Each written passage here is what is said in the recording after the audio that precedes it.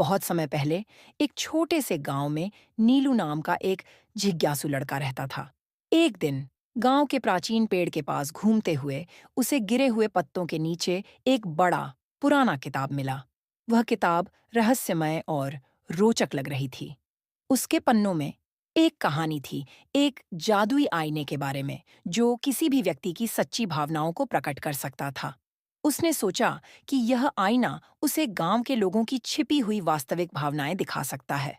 जिज्ञासा से प्रेरित होकर नीलू ने ऐसा आईना खोजने की ठान ली। उसने गांव के बाजार में खोजबीन की और आखिरकार एक पुरानी एंटीक दुकान में एक धूल से भरा आईना कोने में छुपा हुआ पाया। उत्साहित होकर वह उसे घर ले आया और ध्यान से साफ किया। नीलू ने आईने में देखा, पहले अपने माता पिता की सच्ची भावनाओं को देखने की उम्मीद में। उसकी हैरानी की बात यह थी कि उसने उनके चेहरों पर कोई खुशी नहीं देखी। इसके बजाय वे थके हुए और बोझिल दिख रहे थे। फिर उसने अपने दोस्तों की तरफ देखा, विश्वास और दोस्ती की उम्मीद करते हुए, लेकिन इसके बजाय उसने देखा कि वे उसकी भरोसे पर हंस रहे थे।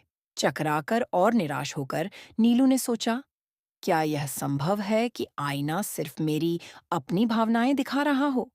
अपने भीतर की आवाज सुनते हुए नीलू ने निर्णय लिया कि सच्चा जादू बाहरी वस्तुओं में नहीं बल्कि उसके अपने दिल में है।